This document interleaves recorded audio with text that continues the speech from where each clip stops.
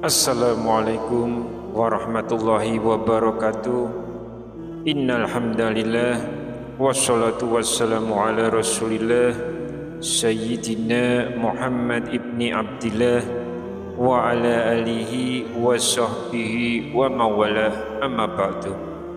Alhamdulillah, dengan izin Allah kita bisa dipertemukan kembali di channel ini. Mudah-mudahan berkumpulnya kita di sini merupakan amal soleh sehingga kita bisa bertawassul dengan amal soleh tersebut. Salawat serta salam dipanjatkan pada pemimpin muhsinin Nabiullah Muhammad sallallahu alaihi wasallam. Semoga kedamaian dan berkah terus tercurah pada keluarga dan sahabatnya. Allahumma sholli ala Muhammad wa ala ali Muhammad fil awalina wal akhirina wa fil mala'il a'la ila yaumiddin. Sahabat beriman yang dirahmati Allah, ada satu hal yang tak bisa kita beli, tak bisa diundur, dan tak bisa dikembalikan. Itulah usia. Kita semua sedang berjalan menuju satu titik akhir. Ada yang berpulang di usia muda, ada pula yang Allah beri umur panjang hingga 50 tahun, 60 tahun, bahkan 70 tahun lebih.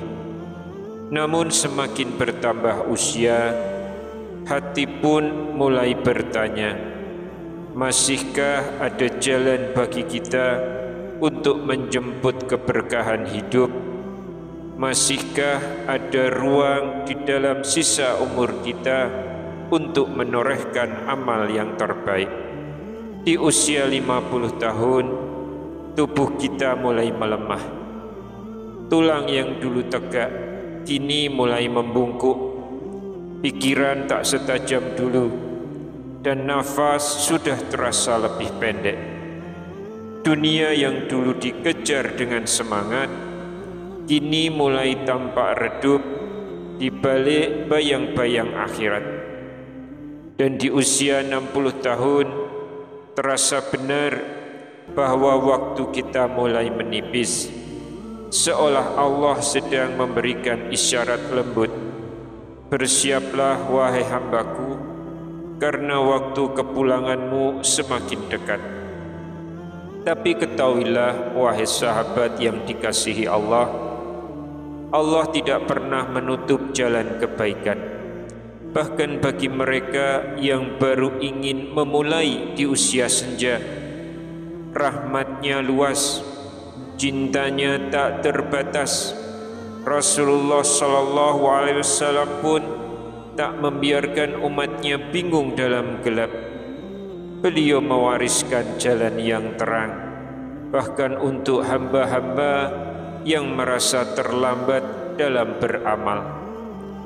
Dan di antara warisan itu ada satu amalan ringan di lisan tapi berat di timbangan pahala. Satu surat dalam Al-Quran yang keutamaannya setara dengan membaca Al-Quran 10 kali. Namun sebelum kita lanjutkan pembahasan ini, kalau sahabat merasa video ini bermanfaat, jangan lupa menekan tombol like, tombol jempolnya sebagai bentuk dukungan kepada kami untuk terus menyebarkan dakwah Islam di media ini. Sedangkan untuk yang baru pertama kali mampir di channel ini, silahkan subscribe agar channel ini bisa terus berkembang dan menjadi ladang pahala bersama dalam menyebarkan ilmu. Dan kalau sahabat punya hajat atau doa yang belum terkabul, silahkan tulis di kolom komentar. Siapa tahu ada sahabat lain yang membaca dan mengaminkan doamu sehingga Allah kabulkan. Karena Rasulullah sallallahu alaihi wasallam bersabda, doa seorang muslim untuk saudaranya tanpa sepengetahuannya akan diaminkan oleh malaikat. Amin. Dan bagimu juga seperti itu.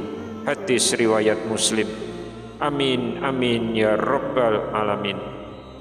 Sahabat yang dimuliakan Allah, Rasulullah sallallahu alaihi wasallam pernah bersabda, sesungguhnya segala sesuatu memiliki jantung, dan jantung Al-Quran adalah surat Yasin. Barang siapa membacanya, maka Allah mencatat baginya pahala seperti membaca Al-Quran sebanyak 10 kali. Hadis riwayat At-Tirmizi dan Ad-Darimi dari Anas bin Malik. Lihatlah betapa agungnya satu surat ini di sisi Allah. Dalam tubuh manusia, jantung adalah pusat kehidupan. Begitu pula dalam Al-Quran, surat Yasin adalah pusat yang menghidupkan hati.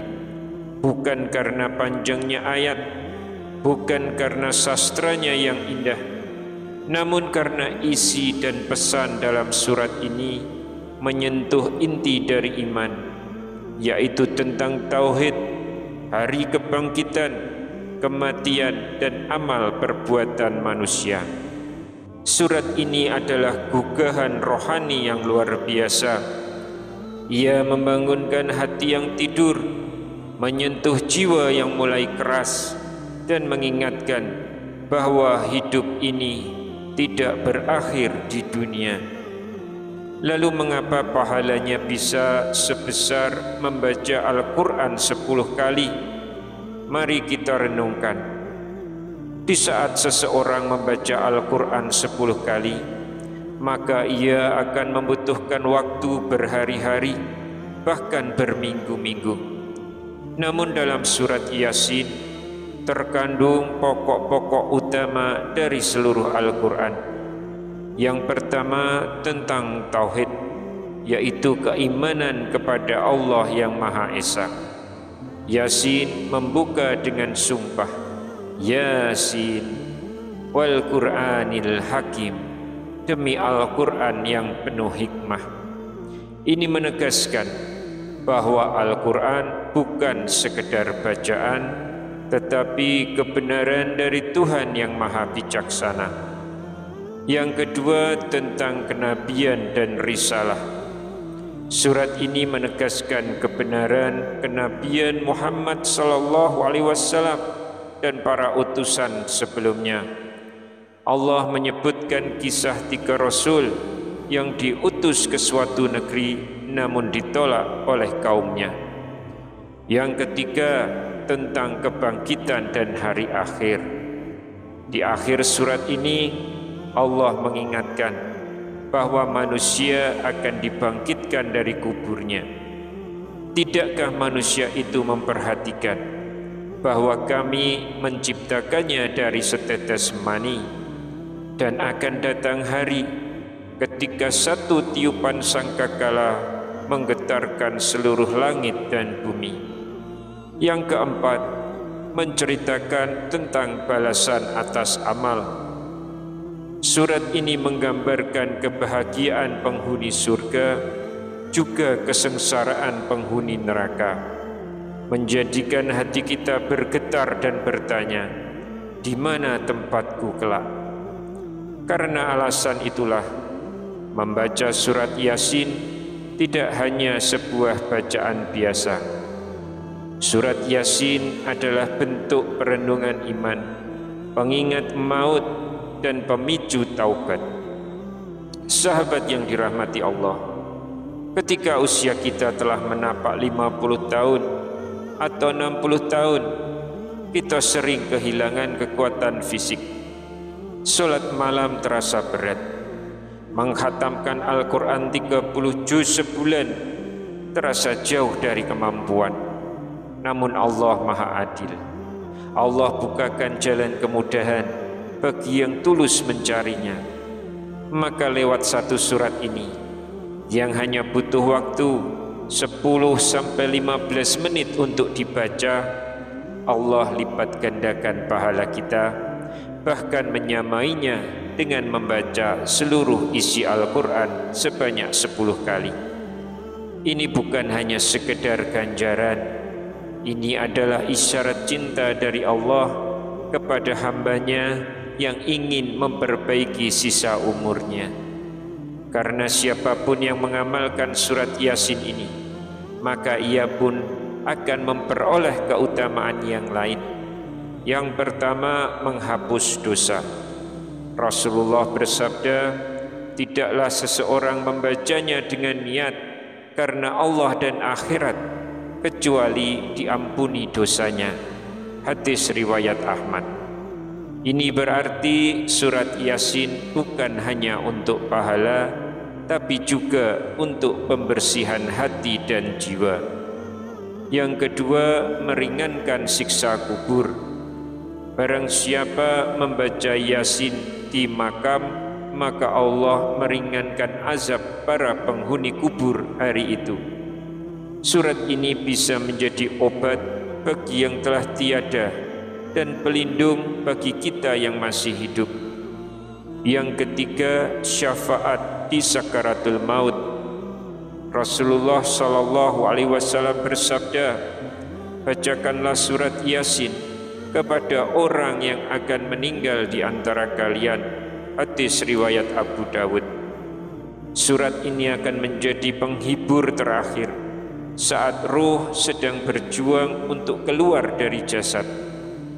Yang keempat, dia akan wafat dalam keadaan syahid. Siapa yang membiasakan membaca Yasin tiap malam hingga wafat, maka ia wafat dalam keadaan syahid. Hadis riwayat At-Tabrani.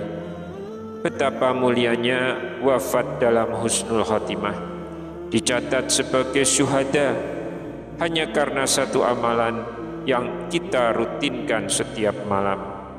Sahabat-sahabat yang insya Allah dirahmati oleh Allah, jika hari ini engkau berada di usia 50 tahun atau 60 tahun, ketahuilah ini bukan waktunya untuk menyerah. Ini adalah waktunya untuk kembali mendekat dengan amal yang mungkin ringan tapi besar di sisi Allah. Allah tidak melihat usia kita. Allah melihat seberapa ikhlas hati kita dalam memanfaatkan sisa waktu yang ada. Dan dengan satu surat ini saja, surat Yasin, Allah bukakan pintu keberkahan yang luas. Dan jika engkau masih memiliki orang tua yang pada hari ini sudah masuk usia senja, berikanlah hadiah terbaik untuk mereka, ilmu yang bisa mereka amalkan sampai akhir hayat.